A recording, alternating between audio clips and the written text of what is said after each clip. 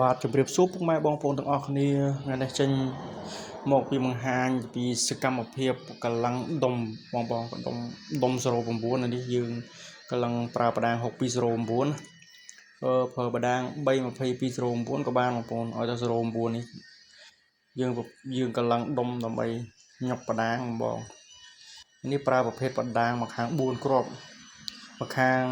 4គ្រាប់យ៉ាន់1គ្រាប់យើងប្រើបដាង4គ្រាប់ហ្នឹងហើយមួយគាត់កំងយើងប្រើយ៉ាន់13ហ្នឹងយើងប្រើប្រភេទយ៉ាន់13នេះកំពុងតែរៀបចំមួយគាត់កំងទេបងគាត់កំងមកឈុតចឹងណាយើងរៀបចំឲ្យគាត់ចឹងឥឡូវយើងកំពុងកម្លាំងហើយយើងកម្លាំងដុំនេះហើយយើងបន្តមកយើងកម្លាំងយ៉ាន់ទៀតយ៉ាន់ប្រភេទ13ទៀតដើម្បីឲ្យត្រូវមួយស្នូលដុំហ្នឹងយើងយកទៅវាគិតទៅវាច្រើនដំណាក់កាលដែរបងប្អូនយើងកម្លាំងដុំហើយយើងកម្លាំងយ៉ាន់ហើយយើងយកទៅផ្សារដុំនឹងជាមួយយ៉ាន់យកទៅតម្រង់ឲ្យតម្រង់ត្រង់សងត្រេវាត្រង់យើងយកទៅផ្សារបុកកម្មបុកទល់វាឲ្យរឹងអាហ្នឹងយើងធានាថាដឹកគ្រាប់តោនបានដឹក2តោន3តោនយើងអត់ខ្លាចបាក់ចឹងណាបងប្អូនវាខុសពីការចាប់តកេយើងប្រើតកេ 4-5 គ្រាប់វាអត់សូវធានាបងប្អូនអានេះយើងប្រើដុំបដាងហើយបុកកម្មទល់សងខាងទៀតអញ្ចឹងវាប្រើទៅធានាសុវត្ថិភាពយើងដឹកធ្ងន់2តោន3តោន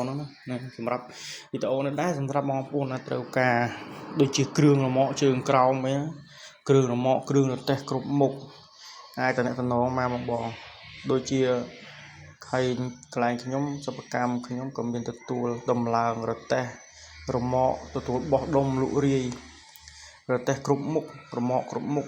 គ្រប់ធុនទាំងអស់ខ្នាតតូចខ្នាតធំបងមានតម្រូវការអាចតាក់ទងបានជាងពៅខ្ញុំឈ្មោះជាងពៅនៅផ្សារថ្នោតតតឹងផ្លូវជាតិលេខ2ចុះពីផ្លូវជាតិលេខ2ហ្នឹងផ្លូវបាយជា4ថ្នោតតឹងហ្នឹងចុះមកខាងកើតប្រហែលជាដី1គីឡូដល់វងសិប្បកម្មខ្ញុំបាទមានកម្លាំងដែកកម្លាំងអីវ៉ាហ្នឹងហើយបងប្អូនត្រូវការអាចតាក់ទងបានហើយអញ្ជើញបងប្អូនទស្សនាសកម្មភាពដូចតទៅបងប្អូន